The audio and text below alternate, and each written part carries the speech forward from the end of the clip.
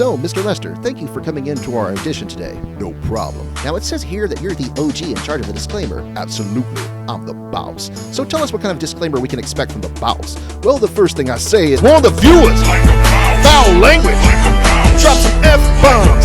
Hide the kiddies! Post a spoiler! Make folks angry!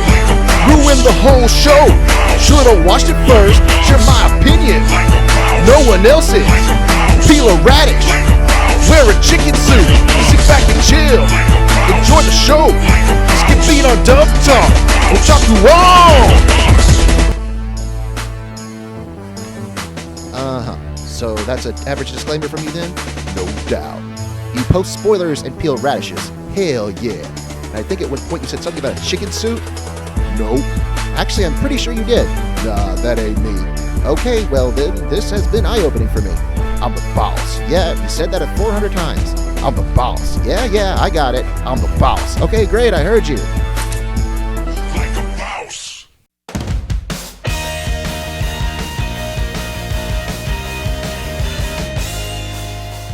Hello, one and all, and welcome to Dub Talk, the podcast where a group of entertainers get together and discuss the latest and greatest in English dubs. My name is Stephanie, and I'm joined tonight by Hardy, Gigi, and Jet.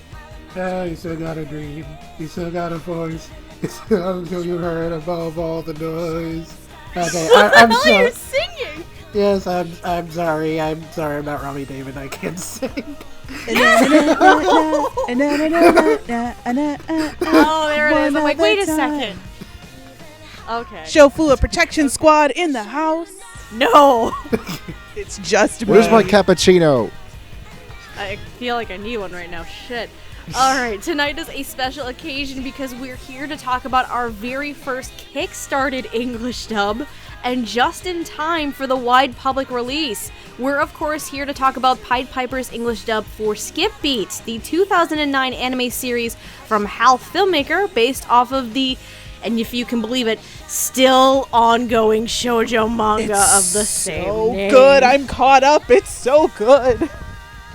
I'm gonna start reading the manga after this. You got to. I'm just like, I just need to save money. I need to save money. I can't, because on my tablet, for 40 volumes on my tablet, it's like $250. I'm like, fuck no. Well, I'm waiting. So what you're telling me is it's the Naruto of shoujo. Yeah, but it's good.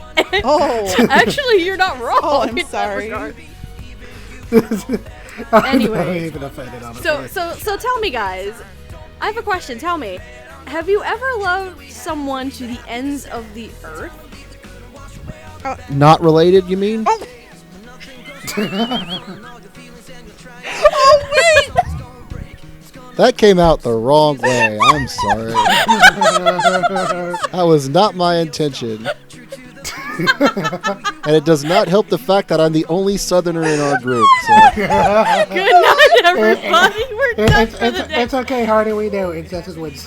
2 minutes in and we've already got an incest joke. It's a simple yes or no question. Yes. Personally, no. Yeah, I'm also going to say no. Well, yes. Alright, Gigi, will allow me to introduce you to Kyoko Mogami then. Kyoko followed her true love and childhood friend Sho to Tokyo so she could help him reach his dream of becoming an idol. She cleans, cooks, works 3 jobs, and does nothing for herself because she loves him so much, but gets nothing in return. Still, she remains by his side, but then one day, she goes unannounced to his agency with a delivery and overhears him talking about her. He reveals to his manager that he only took her with him as a maid, and that he doesn't care for her at all. Upon hearing this, Kyoko doesn't just sit around and cry. She cuts and dyes her hair, changes her clothes and attitude, and thus begins her journey to join showbiz and have her revenge against Sho. I was setting that up to go into the summary. Great. This is just like every relationship I've ever been in. Why do you think my hair has been so many different colors? This is Gigi, the anime. Gigi, the anime. Minus the showbiz part. Not necessarily. Yep, well, as the old saying goes, hell hath no fury like a woman scorned. Absolutely. In this tale of revenge, romance, and radish peeling. Indeed. Narima All right, as Daikon always, brothers? we're going to be... No. All right. As always, we're going to be talking about the dub of the series. Most really just discussing the major characters of the show. We're going to go over the performances and our overall thoughts on the dub as a whole.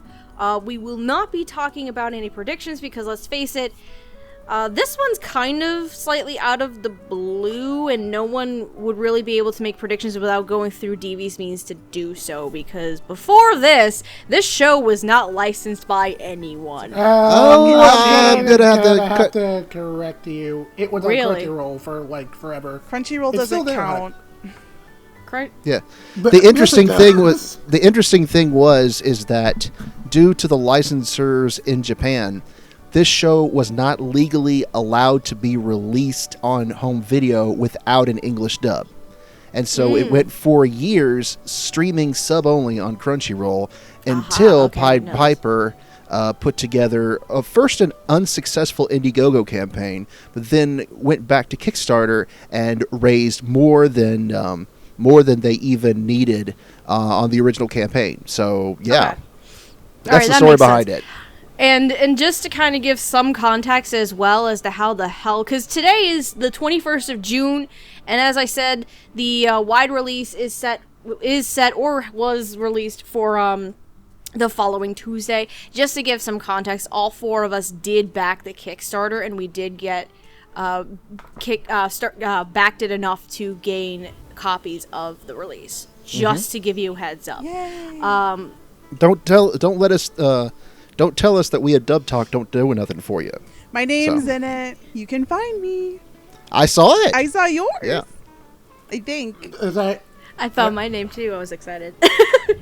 Anyway, are we ready to get started on this magical journey of revenge and showbiz and maybe a little bit of radish peeling along the way? Hold on, let me put my chicken suit on real quick. There we go. Okay, you good? You good? Yep. Mm-hmm. All right. So we're going to start off, as always, with the ADR director and our head writers. Or should I say the script adaptation team, quote-unquote, because this team is massive.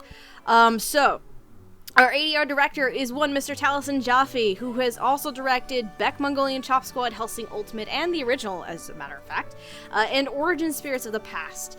Now, as for the writing team, mainly this discussion is going to stick to our two head writers, those being Christian Lamont and J. Michael Tatum. Christian Lamont has also written scripts for Castletown Dandelion, Garo the Animation, and Maria the Virgin Witch. Meanwhile, Tatum is no stranger here for us. He has also written scripts for series such as 91 Days, Empire Corpses, and various parts of the Garo franchise. As for, we do have a separate script adaptation team as well.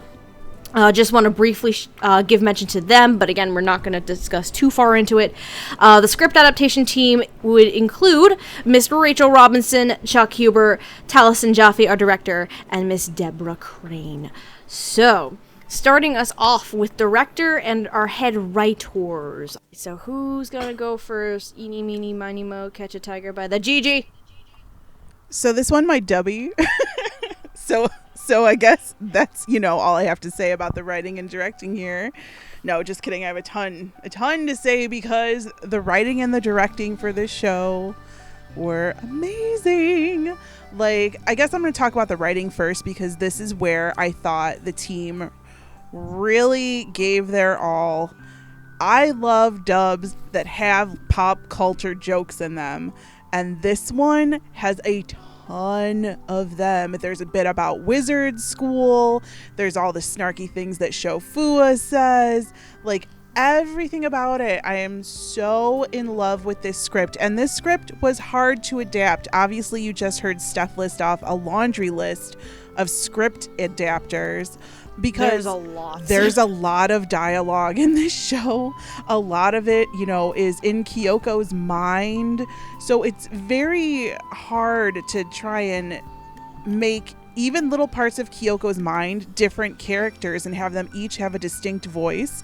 And I think that the writing team did a amazing, which would be phenomenal and amazing mashed together, job. New word. I know, new word. Whoop. Mic drop. Those things are expensive, you need to be more careful. Whoops. But oh god, I love the writing on this so much. And it's like a lot of it is pure Tatum. And I love Tatum when he does the jokey writing. I know few people do, but I am one of them. Remember, once I gave Tatum a dubby for his writing too. So I'm excited about that. As for the directing, you can really tell that this is a passion project for everyone that was involved, from the selection of all the cast. I think this is California, right? So did they have a casting director? Majority is California. I believe the casting director, I know Maila Lee was a producer, and I think Cristina V is involved as well, but give me like a sec. I mean, like, I'm not completely sure, but I think those two casted it most likely. Okay. I think that's what it was, but I will keep going, but I'll confirm it real quick, okay? Okay. So I think that everyone in the cast was just picked in a way that like I wouldn't have thought of, but I'm glad they're there. So it made me really happy. And I do have to say that directing wise, this dub has the best English dubbed opening and ending songs for an anime I have ever heard. Usually they're a hot ass mess, but like the ending song with Robbie Damon in it is like the best ending I've ever heard. The Vic ending is good too. The opening sung by Erica is my more favorite of the two openings, but the original opening is good too. Like everybody took this and ran with it, and you can tell that there was a lot of passion behind it. And it makes me so happy to watch it and to listen to it in English, because this was one of my favorite anime before it even got a dub, and it just sat there forever. And I was like, oh, finally, it is here. It is here. I like relate to it so much. It's just amazing. Okay, and as a side note, going back to the casting question, so Cristina V is the casting director for this series. She also serves as a producer. Meanwhile, Maila Lee, as I was mentioning kind of before, Maila Lee acts as the executive producer for the show. But casting was, from what it looks like, casting was Cristina V. Good job, Okay. CV. Hardy, you want to go next? Yeah, I'm in almost a total agreement with Gigi. Unlike her, I had no knowledge of this series before. I had never watched it, never read any of the manga. So I was going to this brand new. And as far as the directing goes, I cannot think of a single miscast role. I probably should have saved that for final thoughts, but I mean, let's get it out in the open right now. Just everyone brought their A game, and Taliesin Jaffe especially is an excellent director, especially considering his work on Beck and Hellsing. Two dubs which I hold in very, very high regard, especially in Beck's case, because it had dubbed a lot of the songs, and it was another one of the shows that had really good English dub songs. Yeah. Yeah, and it's one of the reasons why why these songs are so much better than you usually get, is because they got Nathan Sharp, who is famous for Nate Wants to Battle on YouTube for doing covers and original songs. He actually came in and helped them, and he did the he also did the insert song for Shofu Prisoner during the second half of the show. Yeah. And not only that, but Cristina V has a lot of experience in music. And they also brought in one of my inspirations, Charles Miller, who's the lead singer of a favorite band of mine, Godhead, who's also been in the anime business for a long, long time. Yeah. I didn't know that. Okay. Yeah. And so, I mean, yeah, I have to agree with Gigi. These are some of the best English dubbed anime openings and endings I've ever heard. I honestly think that the Robbie's song could easily be a top 40 in the U.S. Really good. You know, yeah. And as the writing goes, I needed to comment on the pop culture references that Gigi brought up, is that even though they do make pop culture references, you have to remember that this show technically takes place in 2008, I believe. And so even though the pop culture references are there, they are appropriate for that time period. They don't seem like completely... You don't hear a bunch of people saying that's whack or that is any sort of stupid slang that you would hear today. So that's so woke, I like Hardy. that they were... That's so woke. That's woke. Yeah. if that was a line in the show, I was going to like fail it so hard. Yeah. But anyways, yeah, I like how the there are the Tatumisms there, but he doesn't go overboard on them. So, and when he does put them there, they feel like they fit a whole lot better. So, yeah, I didn't see any major problems with the writing personally. But then again, I don't really look into writing all that much. So, that's just my opinion on it. Okay. I'm just chewing my food real quick. Sorry. I'll go next. So yeah, a lot of the stuff I'm gonna say pretty much mirrors everything that Gigi and Hardy just said. In terms of the directing and writing, the writing is very interesting to me because usually I have my biggest gripe that I usually have with writing is if there are references, like pop culture references or slang or things like that that'll possibly date the show. I actually didn't even notice it at all. So, that's a really big credit, I think, to both the writing and the directing, because it flowed so well, and all of the dialogue was just very natural to me. There wasn't anything that seemed out of place. There wasn't anything in the script that made me like turn my head and want to do a double take or something. I just enjoyed the script so well. It was well put together, and I know, and yeah, there are some Tatumisms that we know him for in there, but I think Christian Lamont being in there too kind of helps balance it out, which is a good thing to have. And I mean, while we have harped on Tatum scripts before, we've also given Tatum praise on very good ones, and this is definitely one of his better ones. In terms of the directing, wow. Like, this is a very, very solid show, and it has a lot of performances that I didn't expect to hear from certain actors. Some of them I could hear as a natural fit, and there's especially one in particular we're going to get much later on that I know all of us are probably going to agree with. And there's also some fun performances that you might not expect to work, but they do. And again, it's really well casted, because again, just like I was saying, it sounds so natural and it flows so well with the pacing and the comedic timing and everything. And I just think it sounds so amazing. Like they have very good comedic timing, and even some of the secondary characters, because one of the big things that I really picked up on with the show, and because this is a series that has to deal with show business, everybody is so cutthroat in the show and trying to outdo the other person. And it makes those dramatic scenes work really well for both the main characters and even the secondary characters, because you can feel that tension. And I just loved every second of it. And what's interesting with the opening themes is, and I don't think this was mentioned yet, they redid the songs entirely. That's right. Yeah, they played all the instruments and everything. Correct. Because I didn't know that. There's an extra on the DVD set, Skip Beat, the Beat or something like that, where it's specifically about, it's like a slideshow mixed with video footage of recording the second opening, the first opening, and the insert song Prisoner.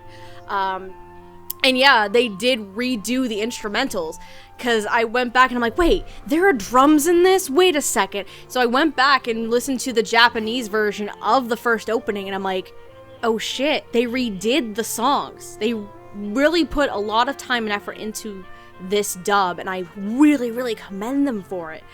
But yeah, I loved it so much. Jet, how about you? Okay, well, given the circumstances under which we got this dub, I wasn't, totally sure what the quality level would be, but it's really well directed. All the performances have a lot of energy to them, and despite the large number of young women in the show, they all sound more or less distinct enough from each other that that I could tell them apart even when I wasn't looking at the screen, and that's always a plus. Mm-hmm. I also really appreciate how a lot of the comedy was handled, rather than going for the usual high-pitched yelling anime thing or something like that. The actors display a lot more emotional range when it comes to like delivering punchlines, and that made a lot of the material funnier than I expected it to be. And I was really impressed with a lot of the casting. I can't think of anyone who I thought was like out of place. Okay, well, as far as the script goes, well, I'm pretty outspoken about how I feel about J. Michael Tatum as a scriptwriter, and If anything, you're the most outspoken of us with it. Yes. And while I haven't talked about him in a while, my feelings on that more or less remain the same. He has like a really bad tendency to go wildly off script and tends to kind of prioritize his own writing style over what actually fits the need of whatever show he's on. Like Hardy, I'm new to this series, and I pretty much went into this blind. So mostly out of curiosity, because I hadn't seen the show in Japanese before, I watched the dubs with the subtitles for the JP track on, just to compare the two. And the scripts are pretty different. Like, it's definitely not among Tatum's worst stuff, but it's pretty wild. A lot of the dialogue is like almost completely different from what was in the subtitle script, and there were a few instances where the characters were saying things that were actually like the exact opposite of what was being said in the subs. I'd be a little bit more lax on that if it was a comedy, or, well, purely a comedy, or something along those lines. And since this is also supposed to be a drama, it feels like going that far is kind of messing with the original intent just a little bit. And, like I said, in fairness, I did go into this blind, so it's not like I have a gigantic stake in this, and I'm not, like, particularly angry over it, but since this was done through a Kickstarter, I kind of feel personally that going this far off the script kind of defeats the purpose just a little bit. And it's a shame because I really dug the voice direction, and it would have been a script. It probably would have been my favorite dub from last year, but as it stands, it kind of reminded me of how I felt about Attack on Titan's dub, where I really liked the voice direction, I really liked the cast, I liked almost everything about it but the script. And, that's basically it for me. I swear that's probably about as negative as I'm going to be today. That's very interesting that you said that it's vastly different.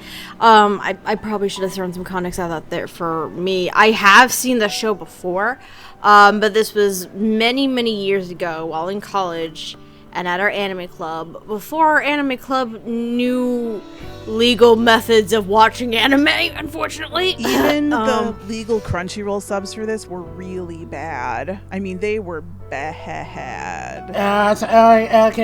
They're like from the early stages of Crunchyroll, and their translation team was not as competent as they are now. So, no, I get you.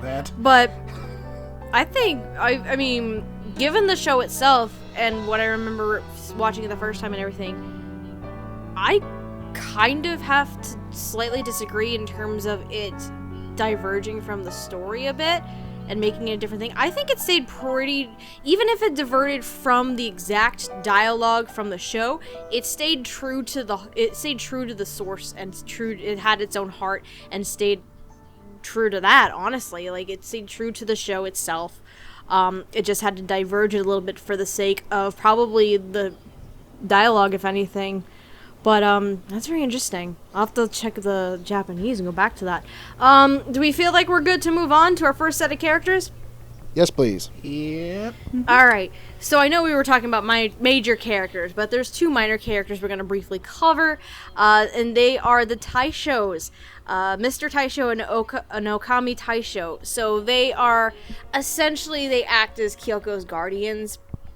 They let her, when she was living with Sho, she worked at their restaurant, but when they went their separate ways, she now lives at the restaurant. So the Taishos, Mr. Taisho is voiced by Mr. Michael McConaughey, who has been in series such as The Big O, Ergo Proxy, and Paranoia Agent. Meanwhile, Mrs. Taisho is Elaine Stern, who has been in series such as Metal Fighter Miku, Gundam Unicorn, and Noeen. So, what are our thoughts on the Taishos? I'm actually going to ask Hardy to go first this time. Okay, I'll be very, very brief. They only appeared during the first few episodes of the show. And when I first watched this dub, I watched the first 9 episodes shortly after I got my copy. And then I went for several months without finishing before finishing the rest of it. So it's been a very long time, and I honestly cannot remember a single thing about them, honestly. But no disrespect to Michael McConaughey and Ellen Stern. I'm sure they did fine. It's just it's been so long since I listened to it, I can't really recall, so I have no opinion. Okay. Sorry. I'll briefly go next too. So unlike Hardy, I do have an opinion on these two. I think they're I like them. I enjoy them a lot. They're really good support system for Kyoko, because that's the main purpose of these two characters. Elaine acts as a pseudo mom, and Michael acts as a pseudo dad because Kyoko's parents aren't there for her. Like, I think, what was it? Her dad passed away when she was little, and then her mom just straight up left her, if I remember right. So they basically act as Kyoko's parents. And they're exactly how parents would be, or I should say foster parents for like an adoptive child in a sense, where they do support them, they do tell them that they shouldn't give up on their dreams and just to keep fighting for it. And Mr. Taisho, I love Michael because when he's just sitting there like, you gotta go get it, girl. Go get your dreams. Gives her the knife for the audition. Use this secret weapon. It was great. Radish feeling like, wait, what? But yeah, I enjoyed them a lot. They're really good supportive characters for Kyoko, and that's the purpose of these two characters. Jet, could you go next for me, please? Okay, sure. Well, these two weren't in the show all that often, but I liked them every time they showed up. Michael McConaughey had, a very kind of natural grandfatherly voice, so it's always a treat to hear him in something. And Ellen Stern's, softer, more, motherly tone kind of played off that pretty well. And it gave the two of them, a pretty solid dynamic, so, they weren't in the show that often, but I enjoyed them. My only other note here, kind of briefly, and I swear I will probably stop talking about the script after this. Uh-oh. You keep saying that, but it's gonna come back. I swear it is. No, I swear, because this is literally the last bit of notes I have down, so I'm done after this. So what I briefly mentioned before, that the dub script kind of almost felt like a different show at some points. These two were kind of the point where that came up a little frequently. Because in the dub, the dynamic between Taisho and Kyoko specifically is that you kind of feel like Taisho, kind of respects Kyoko's dreams and wants her to pursue them. But he doesn't like her attitude about it, so he kind of gives her, the sort of tough love feel. But in the subtitle script, apparently it was more along the lines of he's actually kind of against the idea of her going to showbiz, and he doesn't really like her new attitude that much. But he cares about her, so he decides to support her anyway. And that's a pretty clear distinction. And and going between the dub dialogue and what was in the subtitles was a little bit off-putting there. But yeah. But script stuff aside, I thought these performances were very good, and Michael and Ellen turned in a very solid performance, and I really enjoyed them. All right. I'm done. Are you sure you're done? No. Yes, I'm done. I'm sorry if I sound like I'm being mean here. It's all right. We have to be critical where it counts, right? Yeah, I guess someone had to be the voice of dissent. It just usually isn't me. Surprise! It makes for a boring podcast if we kiss all the ass. So exactly. We gotta have some critical analysis here. That's how this shit works. Gigi, what are your thoughts on the Thai shows? I think it's funny that, Jet, you said that, and I think it's because I've read the manga that I knew that the Taisho guy wasn't completely behind Kyoko, which I guess is why when I heard him speak in the dub, it didn't really sound to me like he was completely behind her, even though the words were go for your dream, I felt that he wasn't there because I'd read the manga, and maybe it was something in the performance too. I don't know. As for them, they are barely in this show. Mrs. Taisho, she's a good mom. Mr. Taisho, he's a good dad. No, I'm just kidding. For Mrs. Taisho, I kind of felt like she was very robotic in the beginning. So I got that kind of from her, and I don't know if that was a choice or if that was just like she's trying to scold Kyoko and not really, you know, trying to be mean, but just trying to be like a boss. Like a boss. And as for Mr. Taisho, like a boss. I'm bossy. He's Peel a radish like a boss. Wear a chicken suit. We're in a chicken suit like a boss. like a boss.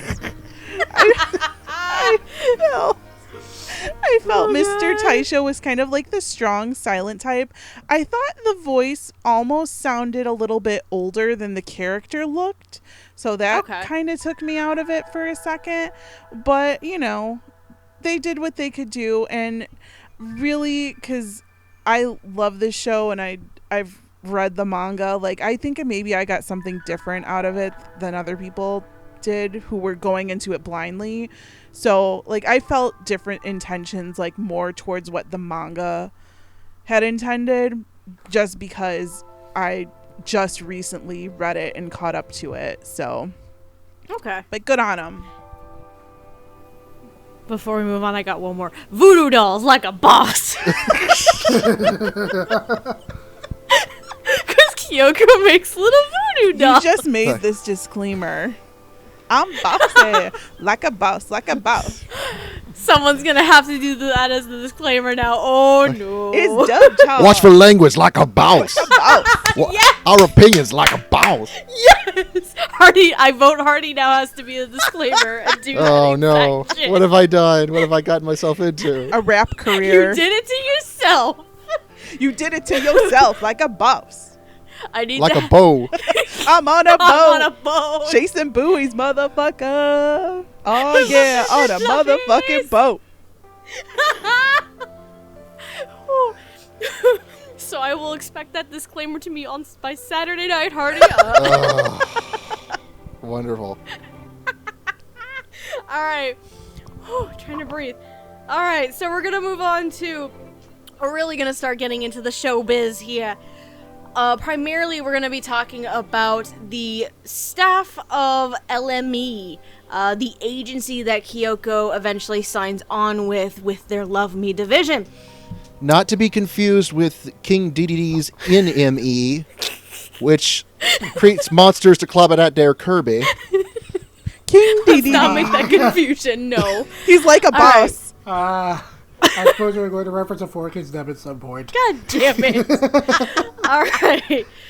So, the first three characters from LME we're going to be discussing. We have Lori Takarada. He is the president and CEO of LME. He's also a very eccentric man. Like, that's an understatement of the year, honestly. Because, he rides in on a horse, he dresses up in different costumes. I got it. Ooh, Red my boy. Pretty Bingo. much. Then we also have Takanori Sawara, who is... God, I pity this man so much. So he gets introduced early on in the show, because Kyoko won't stop fucking harassing him until she gets a shot to audition for the agency, and he kind of acts as an advisory kind of role for Kyoko throughout the show, much to his chagrin. And then our third character we're going to discuss in this section, Maria Takarada. She is Mr. Takarada's granddaughter.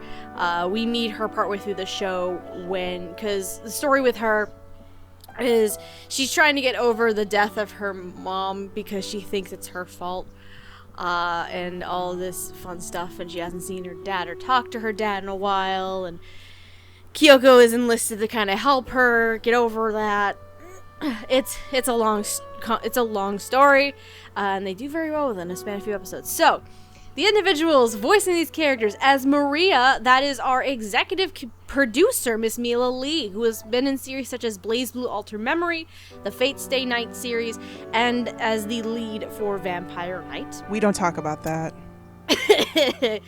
As for Sawara, we have one Mr. Keith Silverstein, who has been in series such as Coppelion, Fate Apocrypha, and Since It's Fucking Me. Wait. I can't talk about Keith Silverstein without talking about motherfucking Johann Liebert from Monster. Wait a minute. He's fucking Keith Silverstein? I can't believe he didn't mention Gigi's husband. Wait a minute. wait a minute. That's motherfucking Hisoka? Yes. That's Hisoka. You didn't know this? No. You didn't know Sawada was Keith Silverstein? No. Surprise, bitch! Wow. My husbando, what have you done?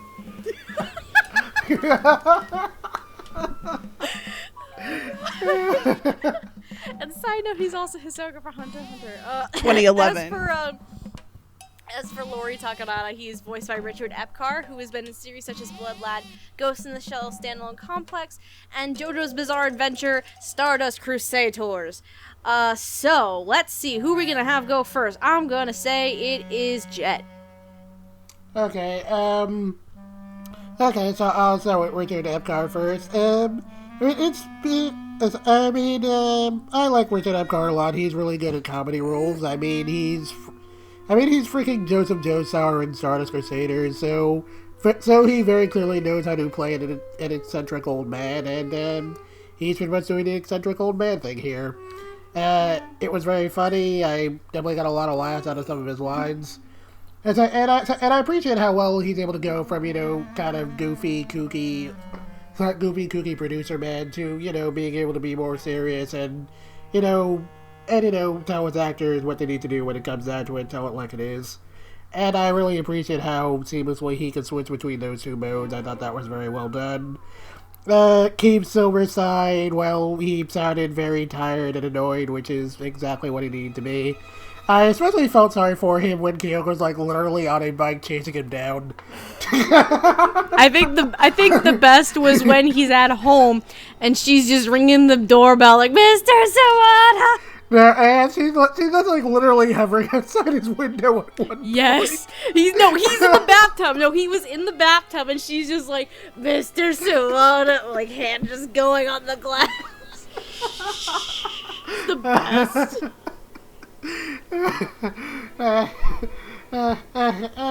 Anyway, I got a lot of laughs out of that too. Keith Silverstein was very funny there. Okay, and again, it was very nice kind of seeing him gradually coming to Kyoko's corner and how he slowly becomes more supportive of her. I thought that was very nice. And as for Maila Lee, I really like how her voice is kind of naturally sort of fits a kid's voice very well. It sounded very natural, and I really appreciated that. So it helped me buy into the character a lot more easily than if it sounded a little bit more like an adult doing a kid's voice. And it was really good because I really liked that. I really liked her whole character arc with her kind of doing her weird feelings about her father and the distance between them, and especially how she kind of quickly becomes very attached to Kyoko. I thought that was a pretty neat little dynamic there. Yeah. And, I enjoyed all three of these performances a lot. They were very well done. Okay. I'll go next on this one. So I'm also going to start with Richard Epcar. Because Lori Takarada is such an eccentric little goober, and it's silly as all hell. Here's the thing. I'm not familiar with Richard Epcar in comedic roles all that much. So this was a huge surprise for me because unlike half of the people that I'm friends with, I haven't fucking seen Stardust Crusaders yet. Oh my god! Oh my god! There's always time for a JoJo's reference stuff. Not a motherfucking JoJo's reference. I'm not extremely familiar with him in comedic roles, so this is very, very new and different for me, and it's just so much fun. I imagine him just having so much fun in the booth recording, especially those moments where he's at his most eccentric, as a cowboy, as this Arabian knight or prince or something on his goddamn horse, going through the buildings for some reason. Mr. Takarada is a fun character, and I can tell that Richard has so much fun with it. Maila Lee is Maria. See, my previous recollection of Mela is from Vampire Knight. We don't talk about that. There's a reason why we don't talk There's about a reason why there's no Dub Talk Classics episode of Vampire Knight. No. Even then, it wouldn't be a Classics episode. Fuck that noise. Here's the funniest thing. When I was in high school, when I first watched the show, I was in love with the fucking show, and now I'm just like, fuck no. I love the show. I was also in my Twilight fan phase at that point, too. Twilight. Relevant. Twilight. Relevant, because tomorrow, as of the recording this, here comes Devil's Line. But Mela can be a bit on the obnoxious side, as an obnoxious brat as Maria, but that's kind of what Maria calls for. Maria can be seen as an obnoxious, spoiled little child at times. And it works really well. But then when she gets those moments, particularly in the first half of the show, when we're dealing with her story arc regarding her dad and the death of her mother, she does kind of break down the wall and realize, wait, but Dad loves me. Why are you telling me Dad doesn't love me? And all this stuff. And I think it's a really fun performance. And like Jet was saying, she does have a really fun dynamic with Kyoko too, because she sees Kyoko as a big sister that she never had before. So it's a fun little dynamic there. And they also have weird, like, bonding moments over, like, voodoo shit. Over the voodoo dolls and the wish candle or some crap. It's really interesting. And then, oh, Keith Silverstein. Oh, Suwara. I am so sorry, Suwara. You have to go through so much shit with Kyoko's shenanigans. Keith definitely brings a fun balance to the show, both as an advisory type of role, but also he has this nervous energy that a lot of the characters don't have. Because I feel like what's different with Suwara compared to a lot of the other major characters, Suwara is a bit more grounded and realistic compared to some of the other characters, though Mr. Takarada has his moments too where he's very grounded, but Suwara is probably the most grounded in terms of major characters, and especially in this industry. So he acts as a really good advisor for Kyoko because he's grounded in reality, and it works really well. But he also has this very nervous energy about him, which I love so much, because he's kind of just like, oh no, not again, Kyoko, why? Like, it's a fun balance with all these other characters that are either very eccentric, they have very egotistical personalities to them at points. Keith's performance of Suwara brings a very good balance to those kinds of characters, and I enjoyed it a lot. Who am I gonna have next? Hardy. I'll go next. I'm about to say Hardy. Yeah. You can go next. All right. Starting off with Mela. Controversial opinion, and this is of no offense, but in this standout dub, I think she was kind of one of my least favorite performances. I'm actually going to agree with you on that as well, so you're not alone on that. Yeah, but it's not to say that it was bad, by no means. I mean, because it's just that the rest of the dub is so good. But, I don't know, something about Maria just didn't click with me. Mm-hmm. I'm not saying that Mela can't do these kinds of voices very well, because she can. It's just, out of all the other performances, she did seem kind of like the one sort of B- to otherwise an A+ sort of thing. Okay. Yeah. But Keith Silverstein sounds really, really just like he's perpetually had enough of this bullcrap. And he's 5 days from retirement. He's done with your bullshit. He's Danny Glover in Lethal Weapon. Yes. And he's like, oh, why do I have? It's like anything but you. You know, it reminds me of that one scene in the Mummy where it's like the plagues of Egypt I'll take them all, anything but you, when he's dealing with Kyoko. And yet, at the same time, he does genuinely want to see Kyoko succeed, and he sort of has this nice balance to where he's genuinely helpful, and he's just absolutely just dumbfounded, and fed up with her. But yeah, it was interesting to see Keith Silverstein play both sides of that coin. And I'm going to blow your mind a little bit here, Stephanie. Oh God, what? You mentioned how you weren't familiar with Richard Epcar in comedies, yes. In comedies. You know who he's been recently playing as in certain voice roles? No, what? The Joker. You're shitting me right now. No, he plays the Joker in the Injustice video games. Well, there's another problem. I'm not a video game person. Big video. But if you were, but that's pretty cool though. Yeah, he's also was Bobobo a long time ago, so he's no stranger to okay, comedic now you've got me. I remember seeing that fucking show years ago. I forgot he was Bobobo. Damn, okay. Right. I stand corrected, ladies and gentlemen. But it's not for you. I forgot about that. But yeah. I can hear it in my head now, too. Thanks. Fuck. You could call me Bo. Well, wait a second, Seth. You've seen all the old Digimon does, right? It's been a long ass He was time. he was Enemon. You know that. Wait. You know that. He was Enemon, you know, the whole Elvis Presley accent. I fucking quit. Well, You know how long it's been since I watched Digimon? Because I'm like half the people in our group. I'm not doing your Digimon right now, which is a terrible decision on my part. Fuck. Anyways, I'm yeah. to go home now. I fucking Yeah, I think Mr. Takarada is sort of an interesting case in that not only does he have those great comedic moments, but he also knows when to like tell it to him straight, and so it's good seeing Richard play both sides of the same coin. And I might be alone in this, but during his more eccentric parts, did anyone else get sort of an Ayame from Fruits Basket sort of vibe almost? A little bit, actually. Yeah. A little bit, and that's kind of fun. It's funny that you say that. Right.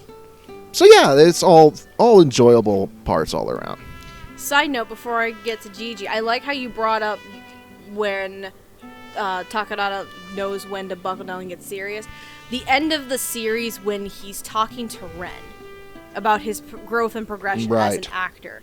Like, despite the character being all this eccentric, like, again, riding on a horse through the fucking building for some stupid reason. Like, he knows when to buckle down, and there's a reason why he's the boss and he's the president. So, yeah, I liked those scenes a lot with him. Gigi, how do you feel about these characters? So Lori, I kind of liken to Shining Saotome from Udapri because the world revolves around Udapri. Hope it gets a dub one day, Sentai. But I really was looking for that over-the-top factor because I think that Shining Saotome, who, if you've heard him in the Japanese, is completely crazy. He's one of those characters who inserts English words and everything and is completely over the top. And then he never tells the reasons for why he does things. Whereas Lori does tell the reasons for why he does things sometimes, or at least you find them out later.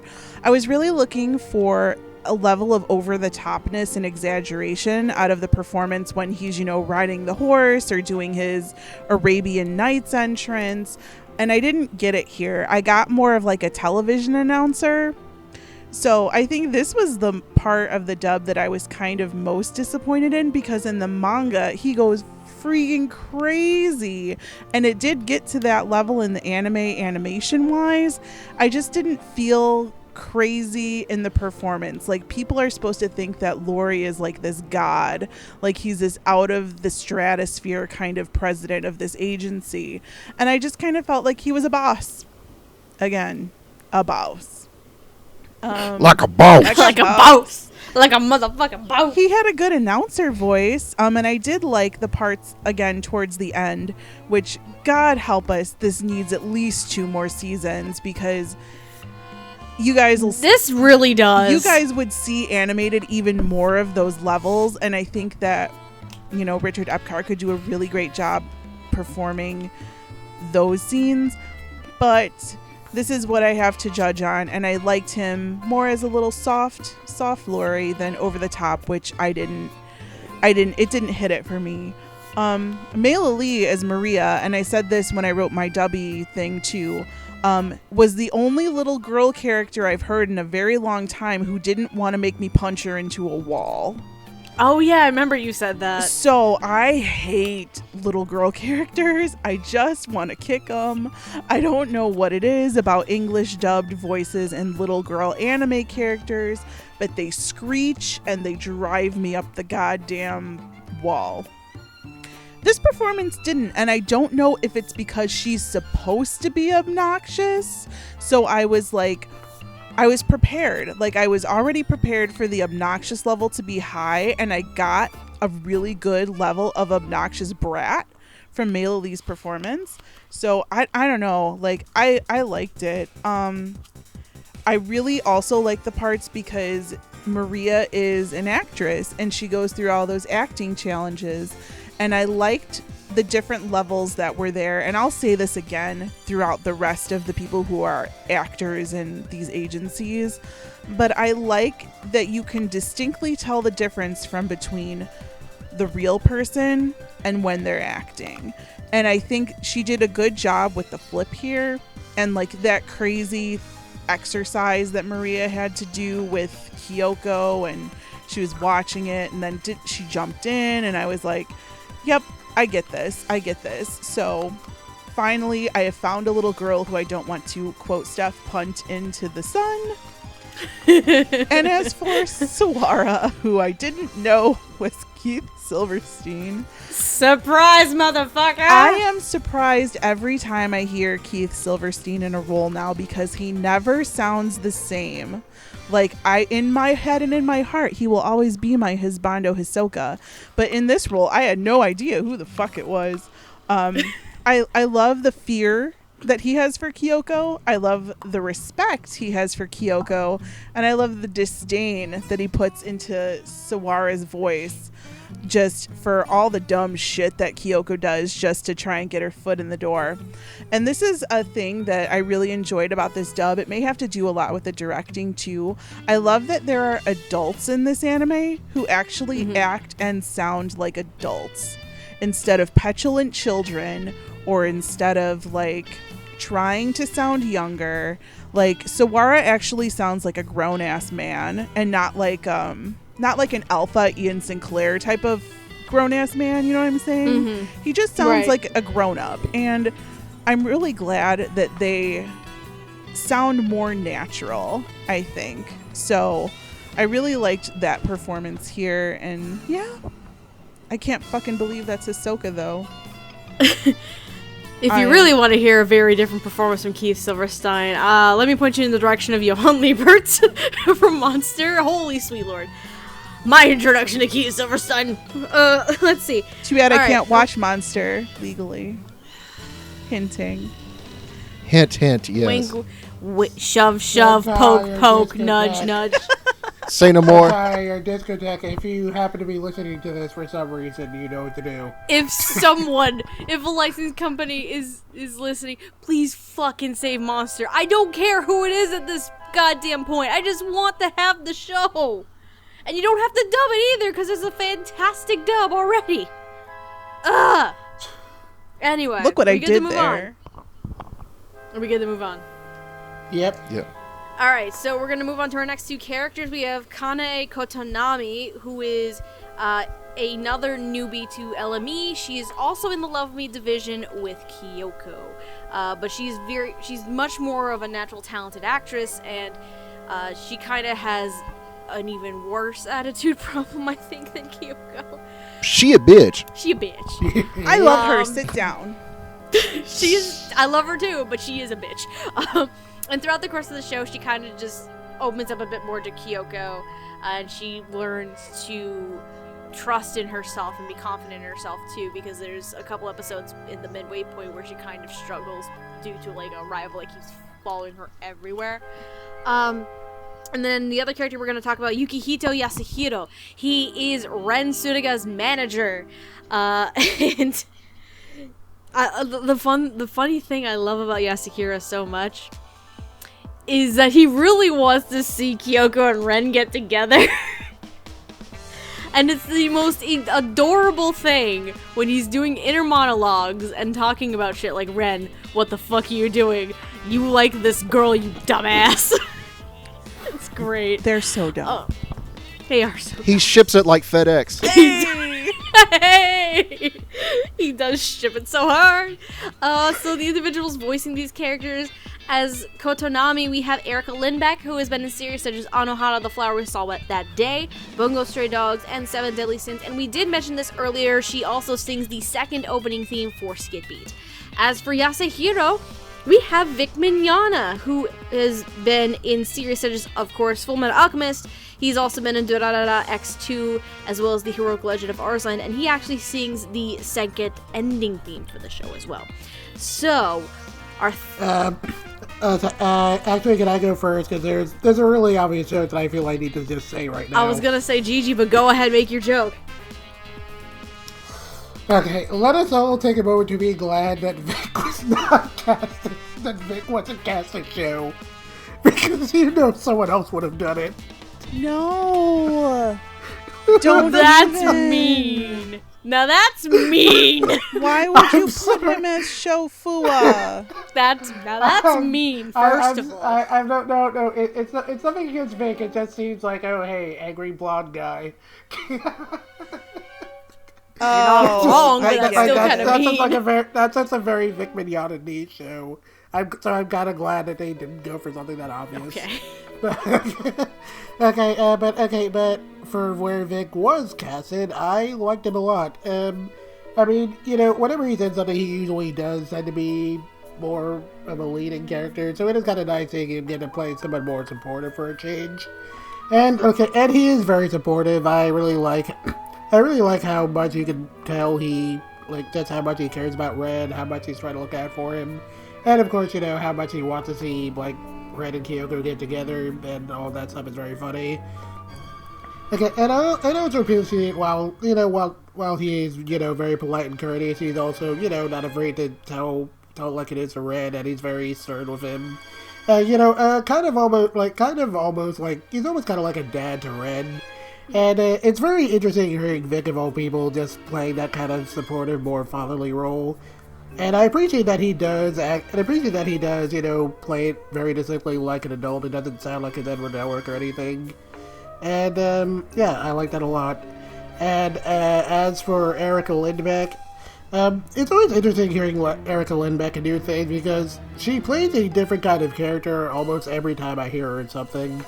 The first thing I heard her in was in Capellion way back when, where she was more of a leader type. Then there was Your Lie in April, where she's like a nice girl with a bit of an attitude, so on and so forth. And then in this one, she's very mean, but but she's mean in a way where where she has a very clear attitude, but there's also something about her that you kind of have to respect in a sense. Because while she's very harsh on people and harsh on Kyoko specifically, it's also because you can tell how seriously she takes wanting to be an actress, and how much getting into the showbiz kind of means to her, and you can really feel that in Erica Lindbeck's performance. She carries that sense of pride very well, and I really like that. And I especially like how well she plays off of Kyoko. Both in terms of their differences in attitude, and also how that kind of works into the comedic moments. Because when Erica Lindbeck needs to be funny, she can be really funny. And I appreciate how well she handled the comedy while also kind of maintaining the character's prideful attitude. And I really enjoyed these two. They were great performances. Definitely unexpected casting choices, but they worked out very well. I'm done. Okay. Gigi, can you go next, please? Hardy, is this my favorite Erica? Is this Weeb Erica? This is This is Weeb Erica. Weeb All Erica. right, I knew it. I was like, I knew she was in here somewhere. This is my favorite Erica. So Surprise! No, if you heard Kakagurui, you learned about my lovely Erica education, and I still can't get their last names right. I love Kanai. I love her a lot. Maybe it's because, again, I've read the manga, and I know why everybody thinks she's bitchy, but she's not really bitchy. She has a purpose behind everything she does, and I don't know how far ahead these people knew the story when they dubbed it, but I feel that the performance has the levels that were needed to convey that if there were more of this dubbed later down the line, you knew there's something coming. Like, there's a reason for it. She's not just a fucking mean girl like what's her face, Rachel McAdams in Mean Girls, whose name escapes me, and that's my favorite movie of all time, and I need chocolate. Oh wow, now I'm blanking on it too. Shit. What the hell is her name? Was it Regina? Yes, Regina George, thank you. She is not a Regina George. She has such confidence at the beginning in everything that she does, and I think she makes a great foil for Kyoko. She really does care for Kyoko, and especially in the later episodes, you can kind of feel that starting to poke through. They're going to be best friends forever. They're going to be best friends forever. They're going to have BFF necklaces. It's going to be so cute. But she also knows how to play a frenemy, and she knows she's a professional at her acting job, and you can hear it in the voice that she's going to reel Kyoko in.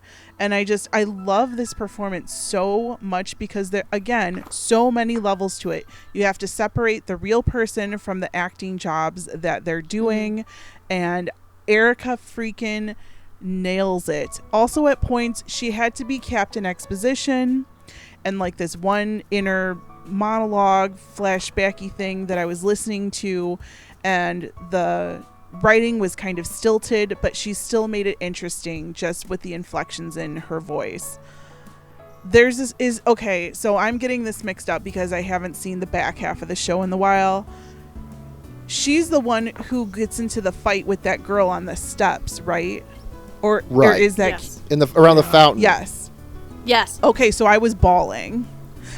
Like, there's another character who we're not talking about, the blonde girl, but between the character named Erica, actually. See how The character's name is Erica, voiced by Cristina V. See how I get shit confused. But that scene had me in tears, like, just with the performances alone. Like, I was totally like just moved by the whole thing, and oh god, it was like impeccable. I loved it so much. As for Mr. Vic Mignogna, I couldn't tell this was Vic, and I thought it was Todd Habercorn. What? I think you've probably just pissed Vic Mignogna off for life having said that. I confused. It's funny because Todd Habercorn is in the show. That's probably why I got them confused, because I saw both their names in the credits and I couldn't tell which one was which. I had to Google image search this character to remember which one it was, because I couldn't remember by the name alone. And I interchangeably, Vic Mignogna and Todd Habercorn, they interchange in my mind, except we know that Todd Habercorn is really Todd Haberdom now. This character, hashtag I know Kusabi. Yes, I know Kusabi is a thing that happened. I remember that was a thing. But this character was so soft. He was soft. I love soft Vic Mignogna. He didn't try to like... So soft. So soft. Rub, so soft, rub. Rub. Yes!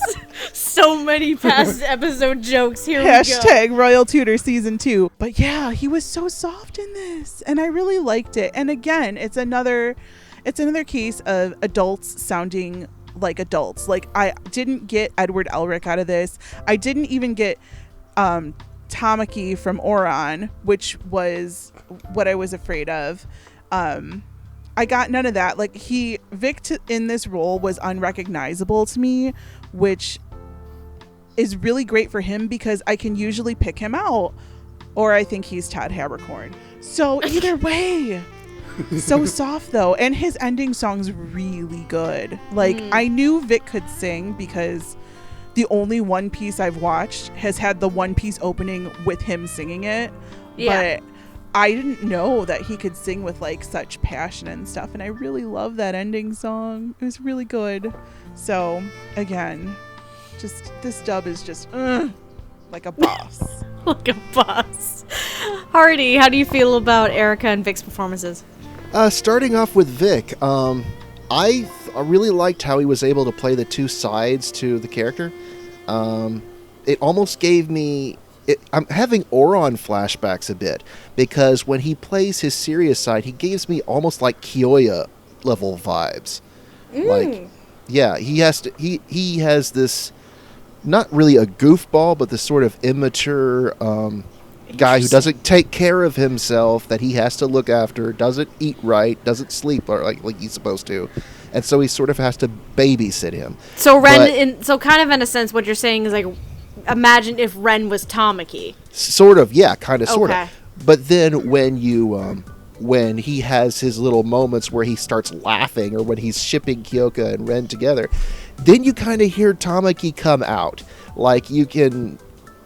It's like he plays both Tamaki and Kyoya at different points in this one performance. It gives me this whole dub gives me a lot of Oron flashbacks, even though one was dubbed in Dallas and this was dubbed in LA. I think they have a lot in common with some of the performances, like how the characters react off of one another and such and such. Which is funny considering Oron is a 10-year-old dub and this is a 10-year-old show. So... I don't know, draw your own conclusions from that. But I liked Vic's performance. As far as Erica goes, I really can't add anything that Gigi hasn't already said. It was a tour de force, especially as you see Moko's. No one's calling her Moko. Why is no one calling her Moko? That's her nickname. Because I forgot. And honestly, I blanked out a name for a second. Yeah, I did again, too. had to I look forgot up about his that. character on Google image search, and I was like, oh, it's the BFF. Right. I never Yeah. know anyone's name. Yeah, Yeah. Kyoko's nickname for Kotanami is Moko, by the way. But it was interesting seeing her sort of growth as a character, because when she's introduced, she is just sort of this spoiled, rotten person. And gradually, as Kyoko breaks her down, and as she has sort of a self reflection upon her actions and such, we do get to see more humanity come out of her, and I think Erica did that very well. So yeah, I enjoyed both of these performances immensely. Nice. Okay. Let's see. Who am I gonna start with? I'll start with Vic actually on this one. Cause here's what this reminds me of. If you've seen Token Rambu Hanamaru, you know exactly where I'm about to go with this. Ah, yes, the old sword. It's Grandpa Sword Dad. This is Grandpa. This is Grandpa Sword Dad all over again, except he's not a grandpa. He's actually, because Yasuhiro is actually a rather mature adult, and that's what I really like about this. Because while a lot of us, or pretty much like anyone who's a fan of anime, everyone's used to Vic is Ed, Vic is Tamaki, all of these other things. But my favorite roles, I think that at this point, because I'm growing up as he's growing as an actor too, my favorite roles are when he's at his most mature. And this is one of them. Like, this is a mature character with a very kind of a soft-spoken, mature voice, and he just fits really well here. He doesn't overdo it. He doesn't overact it with the personality or the comedic timing, because this character doesn't call for it, and he doesn't even have to, which is nice too, because a lot of the other characters around him, specifically Kyoko, of course, though, she's a ball of energy in and of itself, so he doesn't have to go that far. But it is the most mature thing I've ever seen him, and when he has those fun little comedic moments too, while you were describing him as the Kyoya to Ren's Tamaki, this is the first thing that I thought of. when he goes with those comedic moments and like shipping the two Ren and Kyoko together, he's a giddy little schoolgirl. Like, true facts. He's like a giddy little schoolgirl, like trying to like ship these two people together. Like, oh come on, Ren, you're such an idiot. Why are you so oblivious? It's so adorable, and I love it. And even with those comedic moments, because it kind of brings back to the point where he doesn't overdo it. He doesn't overact it or react more than he should, because this character doesn't need that. And I love that so much. So this is definitely one of the most mature performances I've ever seen Vic do, outside of Togen Rambu and outside of Garo. And I enjoy it so much. As for Erica, oh, sweet baby Jesus. She's a handful, that one. So Moko, I wrote a similar note when we get to Shofu next, but I wrote that Erica has an ego similar to Shofu. She has, when you first meet her, she has this ego about her that she's gonna make it in the business. She's going to become this big actress. She's gonna be bigger than anyone else. But she also has a lot of spunk to her as a character, which is really nice too. And as the show progresses, kind of like what all of you have been saying too, as the show progresses, as Kyoko starts to kind of just get her to break her walls down a little bit more, she kind of becomes a bit more relaxed. And she's willing to open up a bit more too, which is very interesting. And I think the pinnacle for her storyline is the commercial audition that she and Kyoko did. Where Moko has to confront this rival who uses her money and influence to get these jobs, and it had gotten to a point where she just kind of wants to give up. There's no point if she's going to keep doing this, but Kyoko kind of snaps her out of it. And it's a very interesting storyline, and the dynamic that she has with Kyoko is very well done, especially with their little audition pieces, because they audition in pairs. Like, that's a lot of fun, watching them bounce off of each other like that. It was a lot of fun. I really do like Erica as Moko. It's a lot of fun. For me, I think the bigger surprise was Vic's, honestly, because it's a more quiet, mature character, which you never usually get to hear, and I'm happy to hear it a little bit more often nowadays. But Erica is also a lot of fun too. Are we ready to move on to some boys? Oh my god! Gigi's favorite conversation. Gigi's favorite thing in the world is talking about boys. Let's move on to some boys. So, the next two characters we're going to talk about, we have Ren Tsuruga and Shofu. Essentially, the two love interests for Kyoko Mogami. So Ren is an actor at LME. He's a very, very well-known actor, very popular, and his relationship with Kyoko is very interesting, because he starts off very much hating her, because her only reason for getting into the show business is getting revenge on Sho, and he basically like causes her a bunch of grief. But eventually, he kind of really starts warming up to her, seeing her progress as an actress. And getting to know her a bit more, and then he actually, by the end of the show, he realizes finally that he may actually like her. Maybe. Because the big thing, I think Ren's biggest arc is actually during the last few episodes of the show, when they're doing production for Dark Moon, because this is where the conversation about Ren's progression as an actor comes in, because he's never been a romantic lead before, because and Takarada's biggest concern is the fact that he's not good with romantic relationships in his personal life at all, and he doesn't have anything to draw from. So that's the concern, and he has to try and get over it a little bit. And Kyoko unknowingly and unintentionally helps him with that. And then we have Shofu. The reason why And then there's this a-hole. Shofu protection. Now remember, kids. Shofu protection. Okay, now remember, kids. I want a good, clean fight. No hitting below the belt. I only fight below the belt. Whoa! Oh my! Alright, Shofu. So, Sho is Kyoko's quote-unquote childhood friend. There's a reason why I say air quotes. So like I was saying in the summary earlier, he decides to leave for Tokyo to become an idol. He convinces Kyoko to go with him, and he essentially treats her as a maid and does not care for her at all, to when she finds out, she gets mad, and they go their separate ways, and now she's hell-bent on revenge. But Sho is basically an egotistical little idol fucker, little motherfucking dipshit. Sorry. But... Oh no, please continue. But you know who is not a dipshit? The people voicing these characters. So, as Ren Tsuruga, we have Robbie Damon, who has been in series such as One Punch Man, Terra from Mars, and of course, he is most notably known as Tuxedo Mask for this Viz Media dub of Sailor Moon. As for Shofu, we have a Mr. Grant George, who has been in series such as Fate Zero, Kill la Kill, and for you video game nerds out there, he's in Danganronpa V3. I love Grant George so much!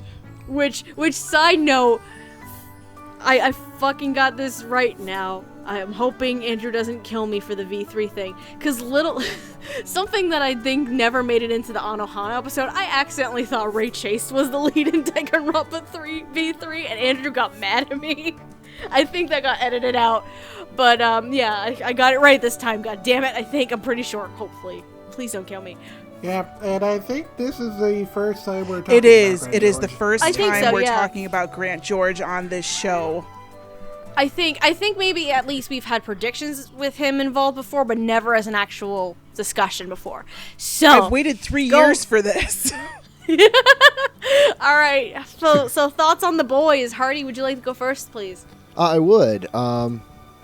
Well, first of all, let's get the trash out of the way. Shofu Protection Squad. Grant George has been in this line of work for a very, very long time. A lot longer than most of you would probably even realize. He used to do dubs way back when, and Yeah, he's he also does a lot done of some directing here and there. So yeah, he knows what he's doing, and one thing that he excels at is playing just this sort of cool, cold, sort of just, antagonistic little prick. And then there's And- V3. And then there's V3, yeah. No, but he's always been so suave and so cool. And one of the things about Sho is that he is indeed very suave and cool when he's not being so, hateful and mean. And I think that is definitely where Grant excels at. Because, I mean, going back to playing Lancer in Fate Zero, you could definitely tell the influence there. And when he does get upset and yells at Yoko, it's also really fun to listen to. Because he's just the worst. He really is. He's just the worst. And what I like the most is that near the end, he realizes that, hey, maybe I'm kind of jealous of Kyoko. Like, he actually does like her after all, and he's trying to convince himself that he doesn't. And I'm like, that ship has sailed, buddy. You should have seen it when you had it. So yeah. But Robbie Damon, on the other hand, this is sort of a departure from what I usually have heard him as. Because usually you hear him as these sort of young, spunky, sort of energetic teenager characters, like in Tales of Zestiria, or even One Punch Man, even. Where he's got this sort of childish rasp in his voice. Here he was very much smoother and more sophisticated. And he just, no matter how goofy Ren could get, he always sort of keeps that suaveness about him. He's always low-key, always very calm and collected. And it's interesting hearing Robbie play that sort of role, as opposed to other roles that he's played. And it was an interesting take on seeing him go in this direction for this character. So yeah, I really liked them both. Okay. No, and I'm gonna go next on these two. Oh lord. Aside from me getting Grant George and Ray Chase mixed up with V3, so kind of going back to what I was saying a little bit with Erica, one of the first notes I wrote about Grant George is that he has such a huge ego as Sho. And he kind of also gives off this bad boy image, which is exactly what Sho is. Between Ren and Sho, if you're going bare bones stereotyping, Sho is the bad boy in the situation. And Grant George, I think, plays that phenomenally, to the point where there are times where I want to punch this motherfucker. It's too good. And I downright love it a lot. It's hard for me to really add anything on that Hardy hasn't said already. He's very egotistical, such a bad boy. He is willing to do whatever it takes to make it to the top, whether it's possibly having relations with his manager. Oh my. Whether it's trying to pick a fight with Ren, to which that was very tense and very awesome. Side note. Ren's response is also the best thing ever. But all of these facets that Grant has to play as Sho, I think he just pulled it off amazingly. And especially during the music video shoot that Kyoko had to do,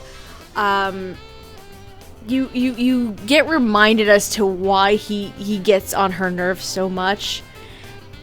But like Hardy was saying, you also realize that he's coming to terms with the fact that she actually may have been a good person for him.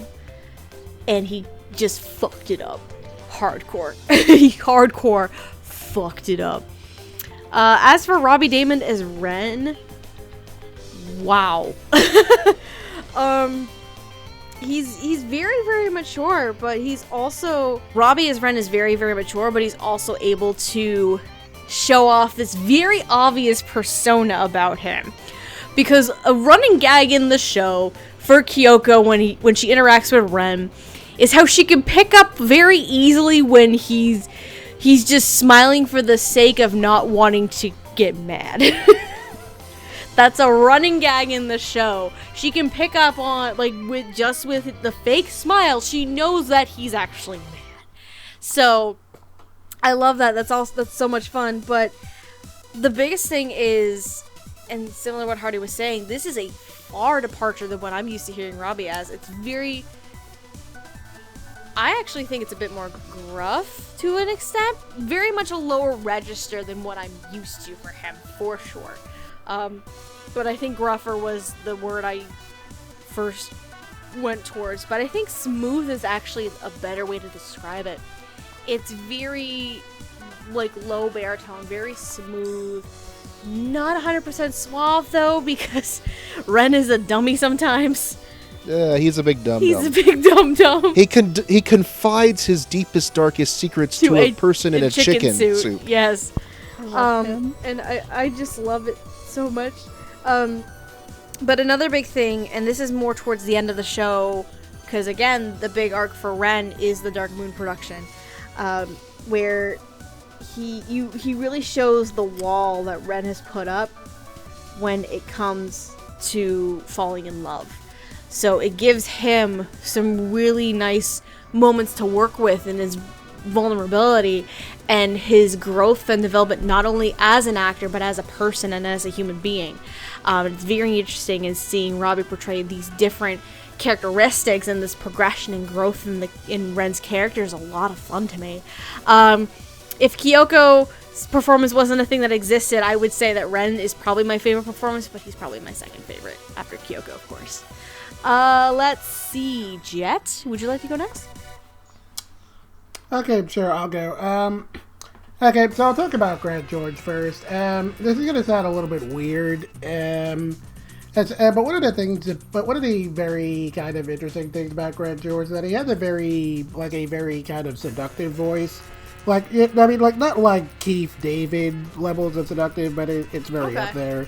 And I feel like it's kind of very important to mention that because it kind of ties into how he plays Sho when he's like putting up the whole business persona. Because he has like that very naturally suave and smooth voice. And it really helps to sell that he's a very popular actor. he plays up that attitude very well when he's on stage, and you can see why he has a lot of fans.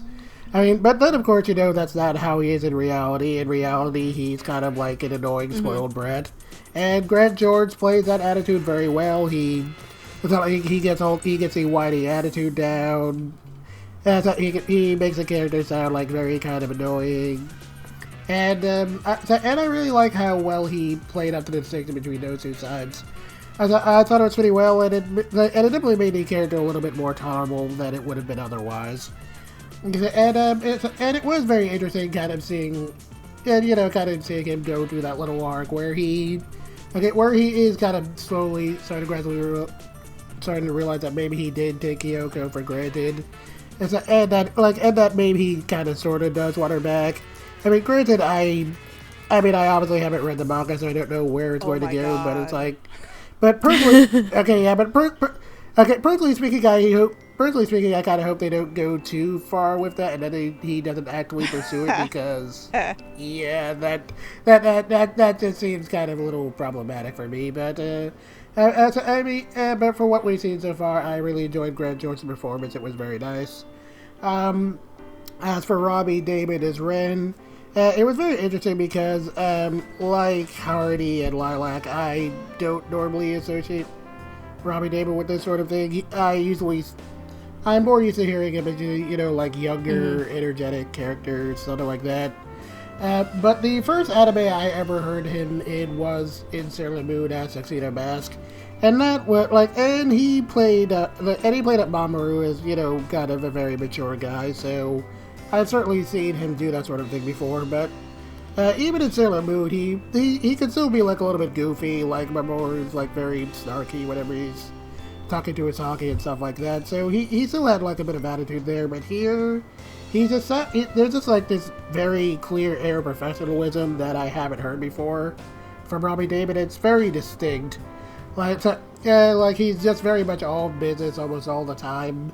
And it definitely fits into the character's personality very well because Ren is very much all business. He takes acting very seriously. And a lot of his conflict with Kyoko is that he thinks she doesn't take it very seriously. And so him maintaining that attitude works very well. But of course, Ren does have a more vulnerable side. And whatever that needs to be shown, Robbie Damon plays that up very well too. And I definitely enjoyed all those little moments of comedy he got. Especially that whole bit where he was suffering through a cold. I thought that was pretty funny. And of course, the dynamic between him and Kyoko is very well done. You can really feel that sort of love-hate relationship, and I really like the chemistry between them. And I think I'm done. I really enjoyed these two, but of course I'm on Team Red because she was an awful lot of Time, Gigi, are you ready for your show protection squad? Because of course I obviously had to save you for last to talk about your boys, right? Well, I've waited 3 years to talk about Grant George. We're going to wait a couple more minutes because I'm going to talk about Robbie Damon first. Ren Tsuruga. Okay, so I have a confession to make. I do not have a best boy in this anime because I can't pick one between these two. On one hand, you have Ren, who is I guess the quote-unquote good guy, and then you have Sho, who is the jerk face, who is what I normally like. So I guess what you could say is just it's the opposite of Kakegurui. It does not have best boys, it has least worst boys. Least worst boys. No, hold on. Gigi, you actually like the vanilla boy Ren? I do like the vanilla boy Ren. Oh my god, because what is wrong with the world? He's not that vanilla. He's not that vanilla. So unlike everybody else, the only thing I've ever heard Robbie Damon do is Tuxedo Mask. So I haven't heard him in much either if it helps out, honestly. I mean, I don't know anything about him sounding younger. I know Tuxedo Mask. And I know Ren Tsuruga. And Ren Tsuruga is what I wanted out of Tuxedo Mask. He is absolutely perfect as Ren Tsuruga. He has the princely side down. He has the domineering side down. Like, he can chain somebody up to a wall and nobody would be mad. He has the little snarky bits down. He has the disdain for Kyoko, that he just hates her and her motivations. And then when he starts to love her, my favorite scenes that he does are the ones where he's sick, where Ren Tsuruga is sick. Yes. And Kyoko I love those is taking care of him. They are some of the most heartwarming scenes in the manga and translated into English and in the anime. Oh my god, the shoujo stomach drops, they were happening, because those are very, very important scenes, and everything that Robbie did acting wise there was perfect. This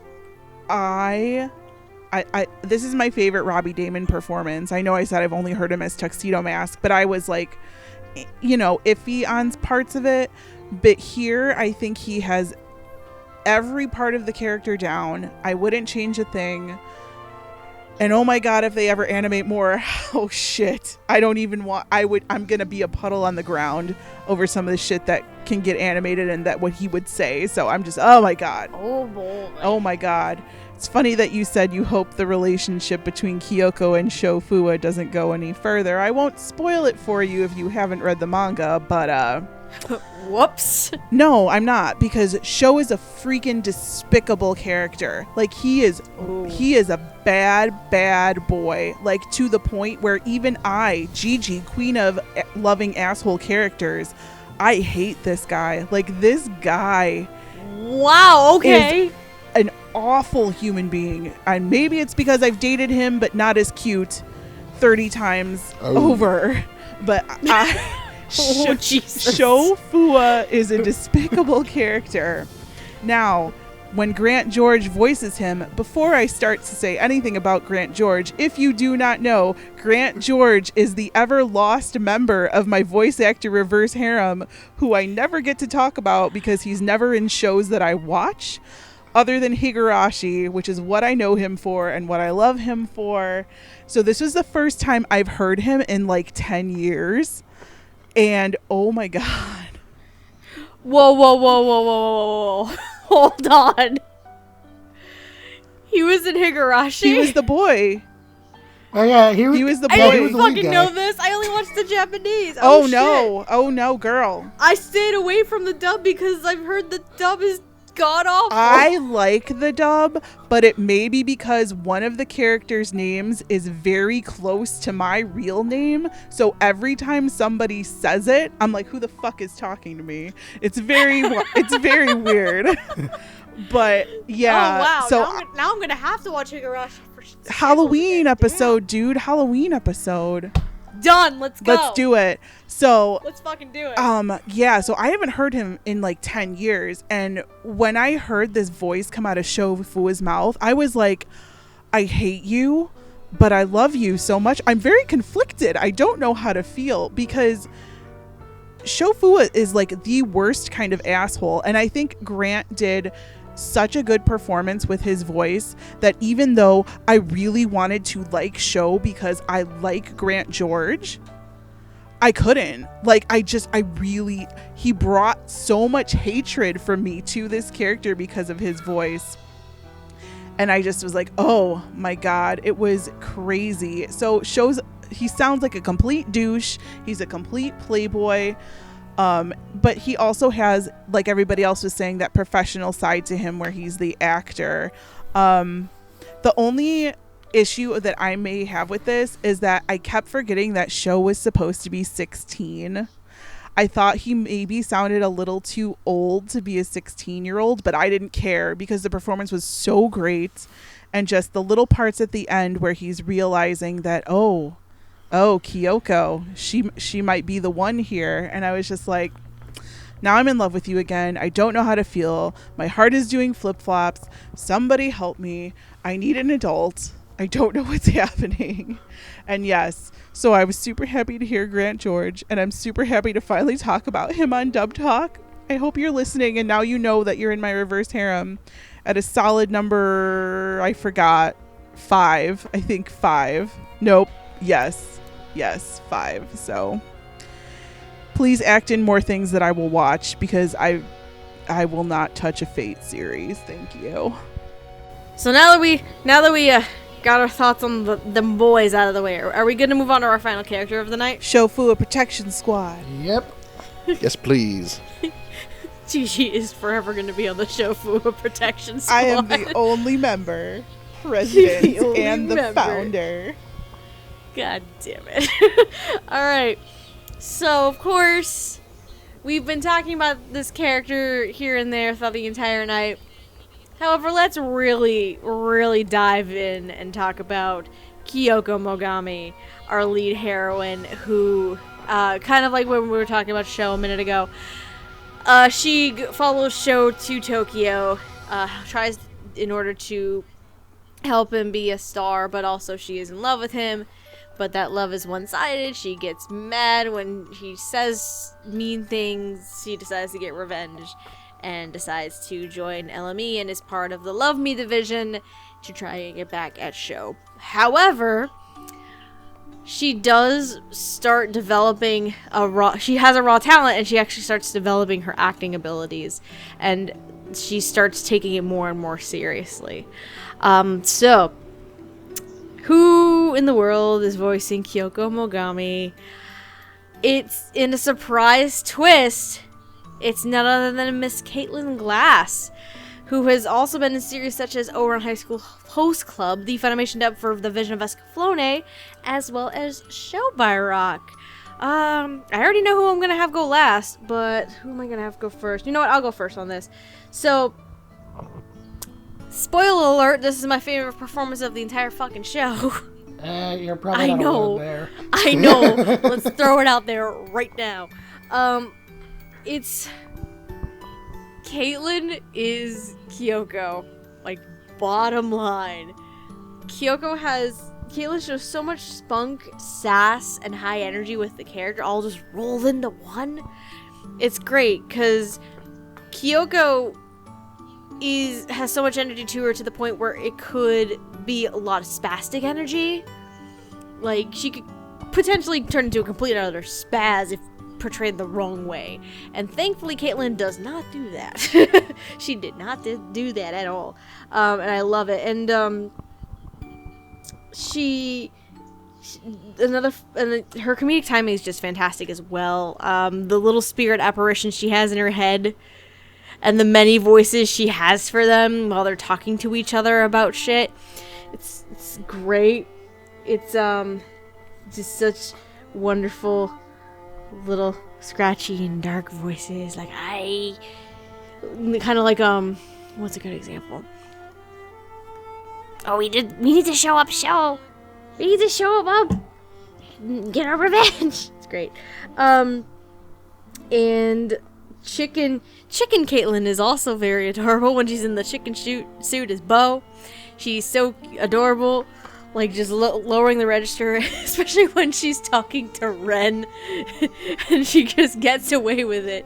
It's fantastic. But despite all of the comedic timing that Caitlin does have, she's also really good at being that intense and almost spiteful to a degree.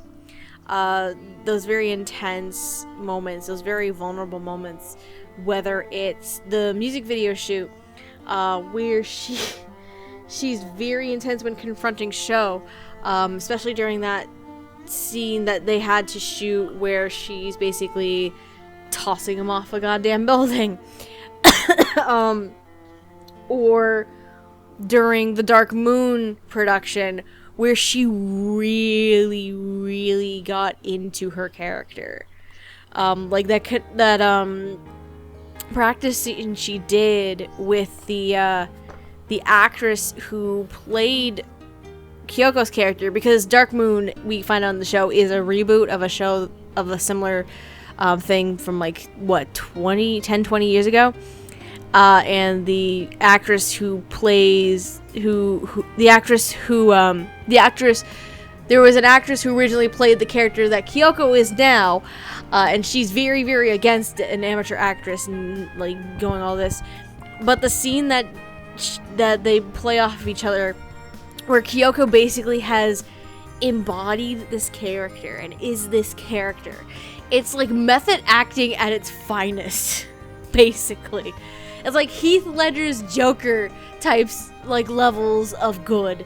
It's insane. And it's such a really, really intense scene, and Caitlin plays it off very well. Kyoko is a very, very diverse character and a very, very complex character. There are a lot of sides to her. There are a lot of characteristics and personalities to her. And Caitlin just pulls it off flawlessly. And I commend her, because one wrong step and this performance could have just suffered for it. So I really commend Caitlin for it, and I just downright love it. Jet, could you tell me your thoughts on Caitlin's performance as Kyoko? Okay, so I'm obviously pretty familiar with Caitlin Glass as an actress. I mean, I've heard her in a lot of things over the years. She was, of course, Winry in Fullmetal Alchemist. She was, of course, in Ouran, and another time I enjoyed a lot. But my experience with her over the years has always been very interesting, because she's always been a very good actress, but there was never anything in particular that made me go like, oh crap. She was always just like very enjoyable in a lot of the things I've heard her in. So it was definitely very interesting seeing how she handled Kyoko here. Because, like Steph was saying, Kyoko is a ball of emotions. She goes through a lot of different phases. We see her do a lot of comedic and spastic stuff where she's like really over the top and crazy. We see her in like these really heavy acting roles where she has to be very dark and serious, and Caitlin plays all of that up very well. Where there's this very cold and powerful attitude that I honestly don't think I've ever really heard in a Caitlin Glass performance before, so that was very interesting. And then of course, we see that very vulnerable side to Kyoko, as I add a lot of her insecurities, particularly in how she's always kind of depending on others to sort of fill the void she has inside. And I'm not entirely sure if that's supposed to be, like, she suffers from codependency, but that's kind of the vibe I got, and it's pretty interesting seeing a shoujo series of all things tackle that, but, yeah, that's pretty cool. And,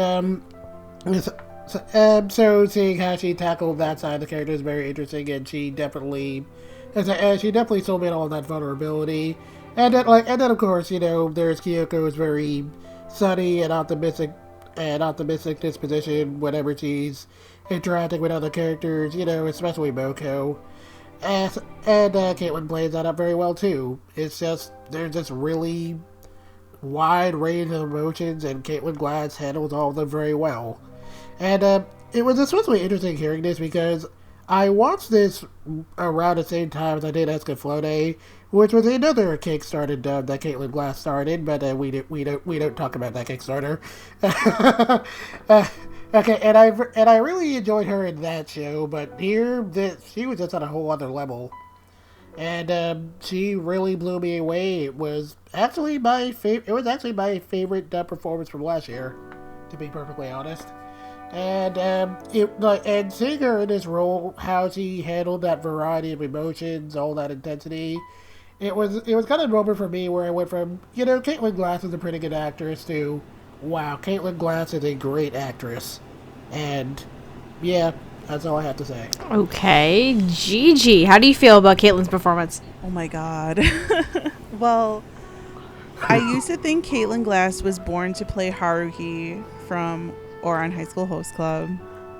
Now I believe she was born to play Kyoko in Skip Beat. Kyoko is such a complex character. Like, you may not think it to begin with, but as the series goes on and as you see all these different facets to her personality, and you take into consideration all the different voices that need to be used in order to play her. So you need to have like the spastic fangirl voice at the beginning when she's fangirling out about Shofua. You need to have like the professional attitude when she's at her jobs. You need to have her like get very, very angry very quickly when she's, you know, Sho betrays her. You need to find her like falling in love and deciding how she feels and being very conflicted. She's also very lonely. Like, this character runs the gamut, and she has to, because this manga is still ongoing, and at last count I think it was 259 chapters.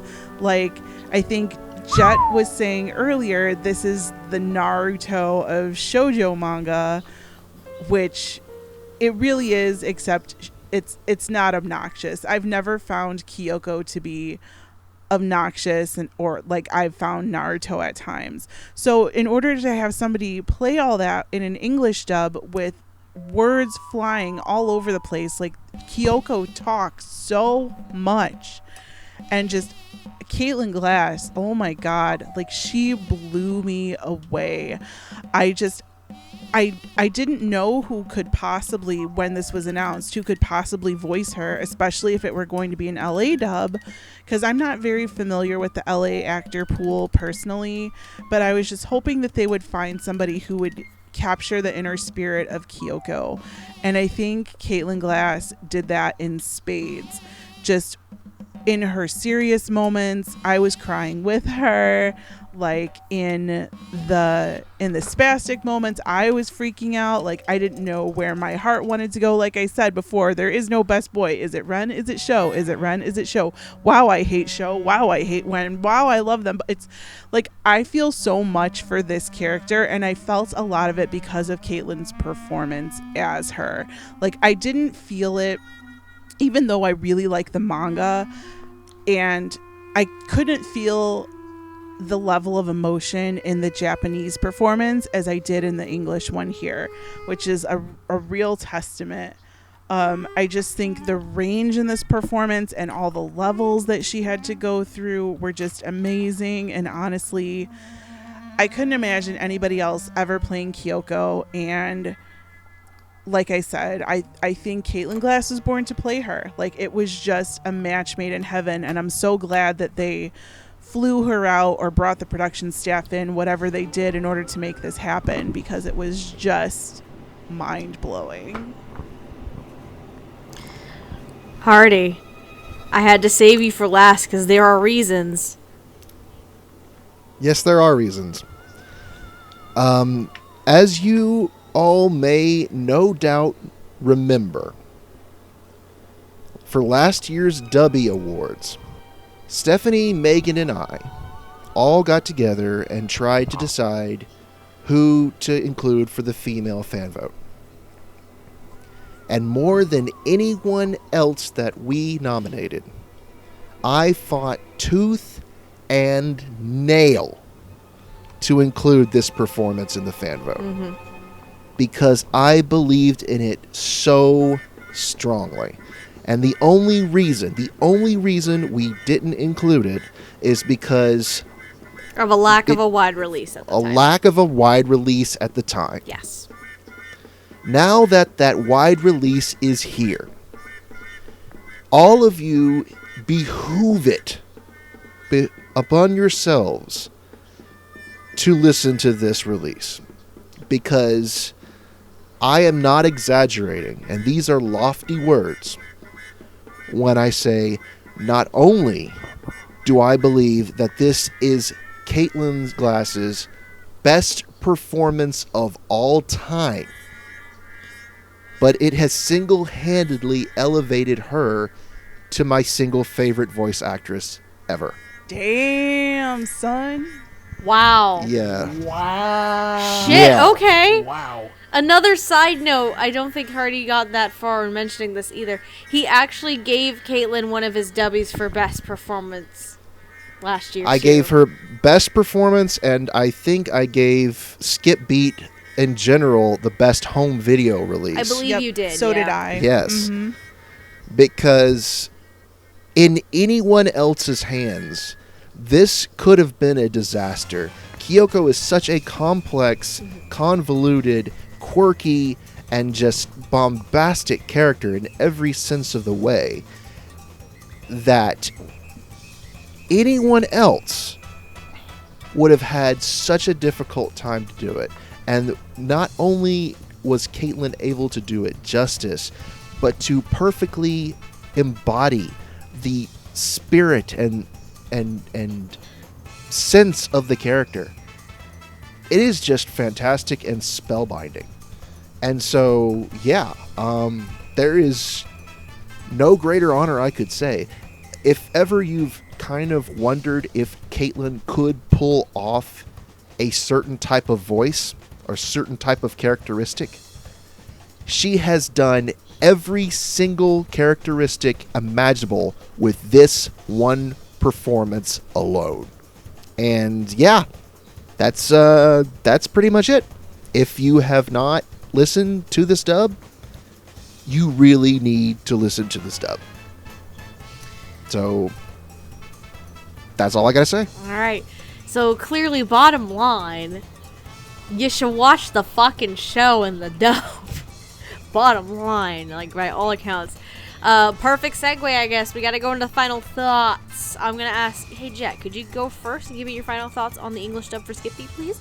Okay, so like I mentioned at the beginning, I did have, like, problems with the script. Mostly that it kind of seemed overly liberal, in a way that kind of felt like it sort of defeated the purpose of being a Kickstarted dub to me, but, but at the end of the day, like Steph was saying, it does more or less retain the spirit of the show. I just kind of wish it was a little bit more faithful on that end. But putting my issues with the script aside, like, the performances here are really great. The direction is great. Like, it's just stellar all across the board. Especially Caitlin Glass as Kyoko. It's just a really phenomenal performance. And I'd say it's worth listening to the dub just to hear that one performance. It is really fantastic. And, yeah. I have my issues with it, but, like, but the reception to the dub has been positive, so I guess that's as good a sign as any. It's certainly worth watching, so give this show a shot. It's cool. Alright, Gigi, could you go next, please? So before what I want to say about the show, huge shout out to Pied Piper Inc. and Eien and everybody who is involved for taking a chance on this show and kickstarting it, even when your Indiegogo kind of fails, which I pledged for that too. But I was I didn't even know it was a thing until I heard about the Kickstarter. I'm sorry.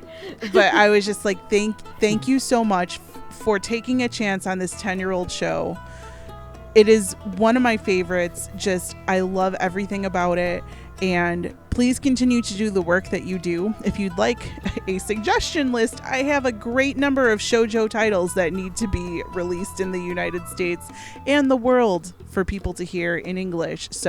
But thank you for doing this, for taking a chance, for all the fans like me who have been waiting for this for years and years and years, who've bought omnibus among omnibus of manga to catch up because the anime left us in such a stilted place. And hopefully, maybe, if Japan does the thing that they're doing right now, where they seem to be rebooting and continuing things from like 10 years ago, they pick this up and you guys decide to do another Kickstarter. Hopefully it will be just as successful. On that note, again, this won my dubby last year for home video release. It won out over Diabolic Lovers More Blood, which y'all know. I mean, it's a better show. It is a better show than that. But so... y'all know how much the vamps, the dirty vamps, mean to me, and it won over that. And I want everybody to watch it and listen to it because the dub is phenomenal. It has things in it that are good that I haven't heard in years, like a good English opening and closing theme. Like, just the care that was put into this alone, the passion for so many people. Just watch it for that. I mean, if you don't care for the shoujo melodrama, the shoujo trash kind of shows like that this is, still listen to it. Caitlin Glass is just crazy good in it. I can't say anything else other than I please very much implore you to support this release so that maybe more of them will happen, because it is really good. It's really good, you guys. And other than a few tiny issues that I have with it, like, I can't believe I liked a show this much with the dub, because I usually have some kind of problem with something, but this one was very, very minimal, and I'm just floored. So it's hard to make me speechless, friends. It's hard. Oh wait, if David Wald were in it, it probably would have been even better. Humble suggestion for any There it future is. projects. There you go. There it is. Hint, hint, wink, wink, nudge, nudge, say no more. Poke, poke, shove, shove. Rub, rub. Oh god. All right. Excuse me. Hardy, your final thoughts on the dub. Yeah, I would also, just like Gigi, I would also like to say thank you so much to Eien and Pied Piper for all the very hard work that they put into this, and to the dubbing studios, because I've been burned out by Kickstarter on a few times. Obviously, Wakfu comes to mind if I was to name that one, but it's just the sheer level of honest work and transparency and just effort that you see On and her company put into these sorts of releases, because she did exactly the same for Time of Eve, and that also came out spectacularly well, which you should also check out if you have a chance. That's a great movie. But yeah, just the fact that so many Kickstarter campaigns are just so poorly run. You see someone like Eien doing such a bang up job, and the dubbing company and Maila Lee and Cristina V and others work so very hard putting this dub together, when they could have just slapped something together and called it a day. No, they went the extra effort. They put forth they stepped the extra mile to redub the songs, to re-record so much dialogue, to put in a phenomenal performance from Caitlin Glass, from the entire cast, that,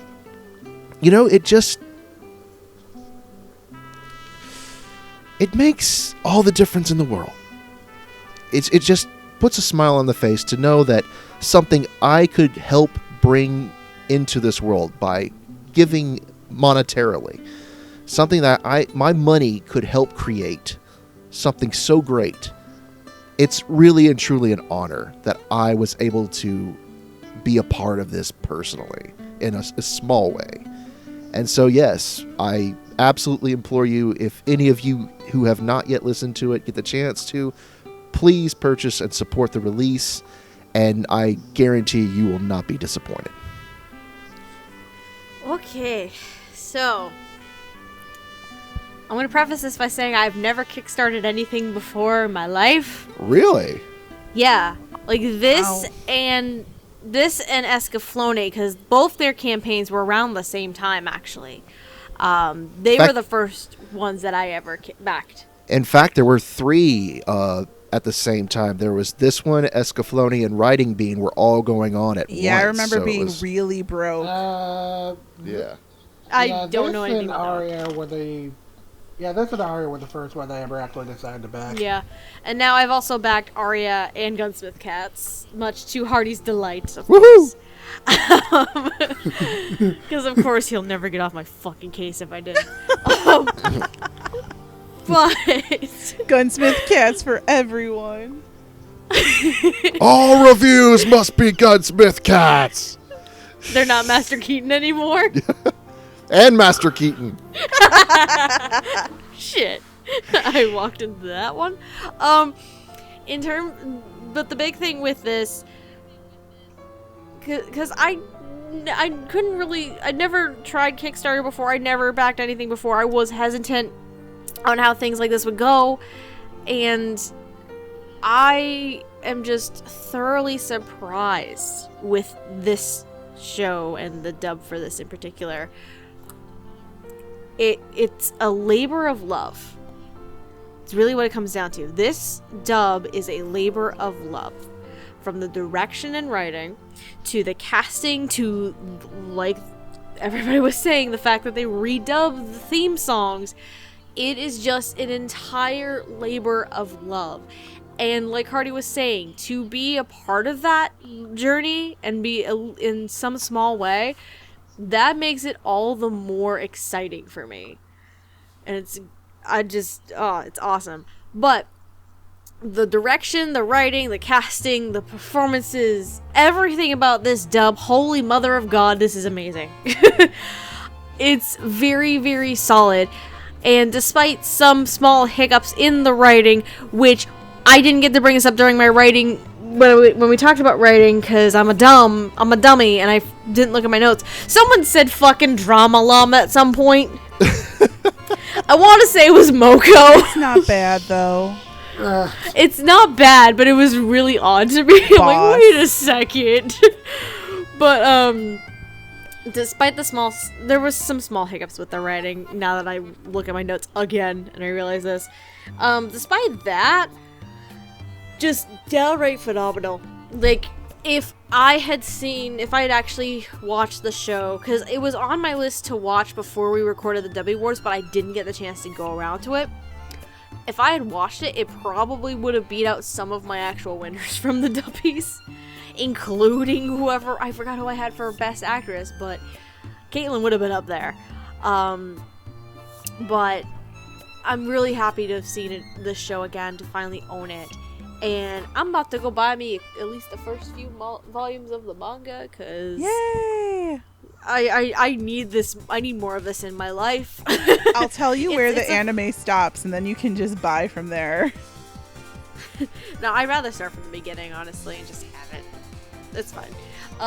But yeah, this is such a labor of love, and yeah, like everybody has been saying, thank you to Kickstarter and Pied Piper. Well, not Kickstarter. Thank you to Pied Piper and Eien and everyone involved in this wonderful, wonderful labor of love.